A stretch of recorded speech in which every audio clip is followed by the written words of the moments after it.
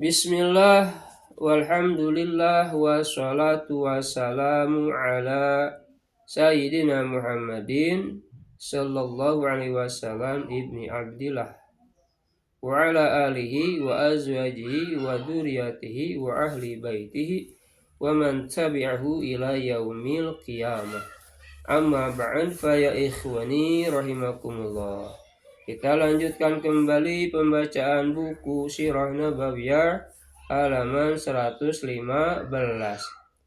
Demikian halnya saudaranya, yaitu Ubay bin Khalaf. Suatu ketika Uqbah mengintip Rasulullah untuk mendengarkan bacaan Al-Quran yang dibaca oleh Rasulullah.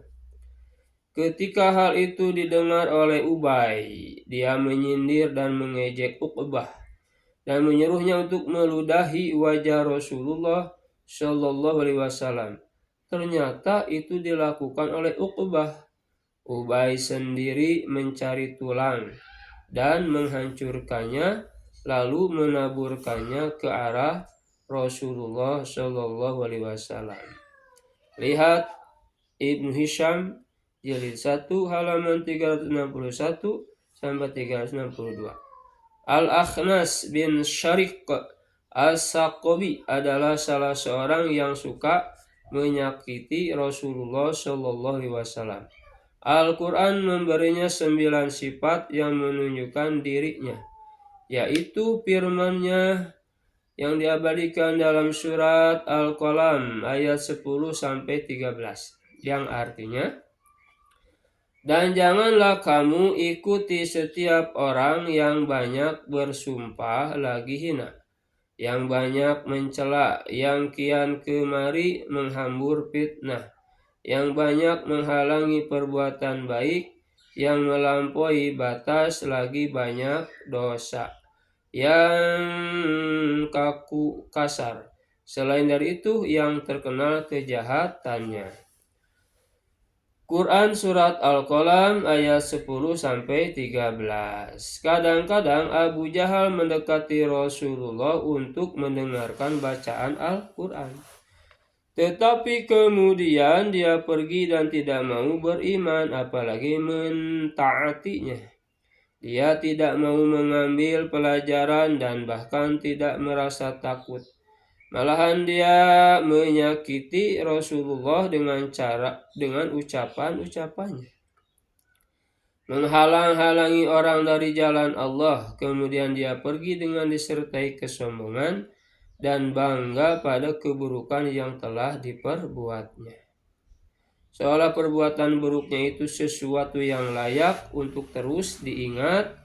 Berkenaan dengan perilakunya itu, turunlah ayat ayat 31 sampai 35 ayat Quran surat Al-Qiyamah, yang artinya, dan ia tidak mau membenarkan dalam kurung Rasul dan Al-Quran, dan tidak mau mengerjakan salat, tetapi ia mendustakan Rasul dan berpaling dari kebenaran.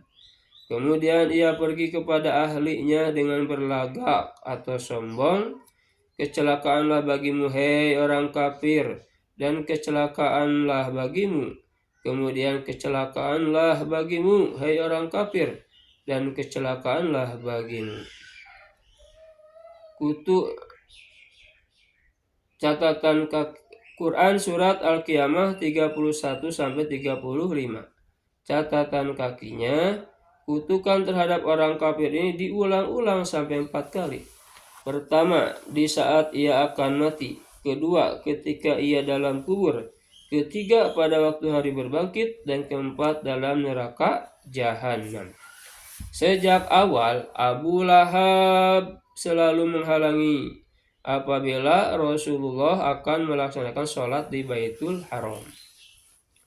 Satu ketika, Nabi Shallallahu Alaihi Wasallam sholat di Mawam. Abu Lahab lewat dan berkata, "Wahai Muhammad, bukankah aku telah melarangmu?"